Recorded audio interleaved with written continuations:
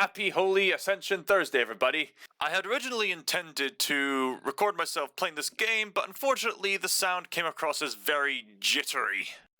However, I do have recorded footage of me playing the game, and I just thought, you know what, I might as well talk about the game and what this means to video games as a whole, because whenever the topic of video games as an art form comes up, the first one that comes to my mind most of the time is Shadow of the Colossus by Team Ico. I think that's one of the artistic gaming masterpieces.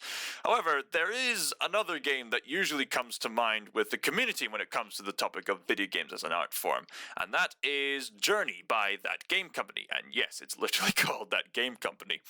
It's a very simple game in concept. You play as this red poncho cloaked figure, and your only goal is to reach this sacred light at the top of this mountain.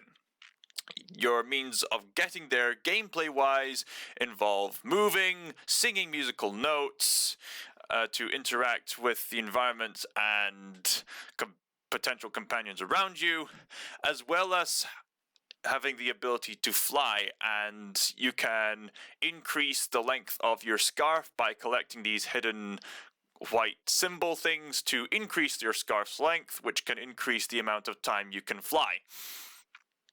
Those are the only abilities you have, and as you can see, this isn't a very action-oriented game, unless you consider walking very action-oriented indeed. Although there is sliding, there are segments where you're avoiding these big gargantuan stone guardian monsters that can decrease your scarf's length, and apart from that, the gameplay is very short, and spoiler alert, by the time you reach the very end, you're sent back to the beginning. So this sounds like the kind of game that'd be very frustrating to the type of gamer who would want a sense of immediacy.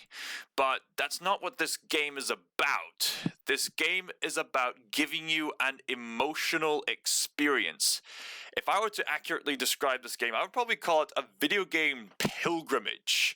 It's meant to make you reflect on your life. The very design of this game is meant to reflect life itself. I've seen people talk about this game on YouTube and how the first level represents like the initial spark and curiosity of life, and how later you meet these companions represent like friendships, and then you go down the slide, which could represent the highlights of life. Then you go into this dark place, which represents the low points and the scary parts of life, and then you reach this snowy mountain, and it's really hard, and this would represent the really hard parts of life, and then your character collapses, and this could represent death, but then these angelic figures revive your character, and this could represent this resurrection, this life after death, and then you're finally at the peak of the mountain, and it represents the heavens, thus you finally made the rest of the journey, and it's a glorious celebration of how far you've come and every part of your journey. And eventually you reach the summit of the mountain, and honestly, seeing that holy light, just walking towards it slowly, it's one of the most beautiful moments in gaming I've ever seen. It's just you and a potentially companion, the music, and this holy light, and it's very slow, and you're going to this transcendent light, and it's absolutely beautiful, and you could take so many meanings from that, depending on your walk of life, I suppose. This is the kind of game where it's so minimal, yet it's so universal in its themes, and anyone could take away so many things about this game. And what makes this more immersive is the chance of finding a companion. I found this adventure much more meaningful and adventurous with a companion, because single player, I could do this probably no problem. I would do this within a few hours. It's not a very long game, but with a companion, it feels that much more engaging, because we could communicate with each other with what minimal things we had. I wish that part of me wishes that the game had some more controls for more direct means of communication, but at the same time, perhaps there's something beautiful about just being able to communicate through simple musical notes and perhaps putting yourself in a certain position to indicate to your partner where to go or where to find certain hidden things to help them and just being there for them. I remember just singing to my partner as if to reassure them, and even though I managed to avoid the robots, my companion or companions, I think it was the same companion, got caught by those robot guarding things at least twice, as far as I'm aware, and I was very concerned for him.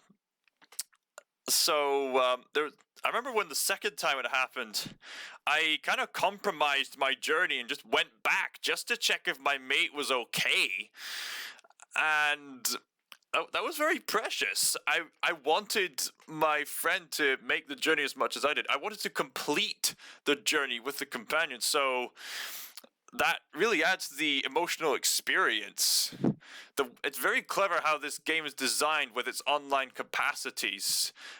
It's designed to make you want others to succeed in their pilgrimages, and I suppose if I ever get the chance to do a pilgrimage like the Camino, I suppose you'd get a similar experience, and that kind of experience of doing a pilgrimage and wanting others to succeed on that pilgrimage could be perfectly translated in this game.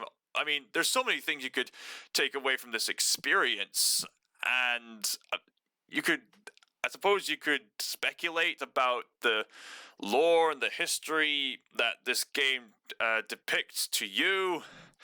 And I've heard people say, well, this game's kind of a bore. There are games that are similar that do a better job, like Abzu, or arguably some of their other games, like Flower, which talks about an environmental message, or Sky, Children of Light, which increases on that cooperative journey aspect. But people still go back to this game like something sacred.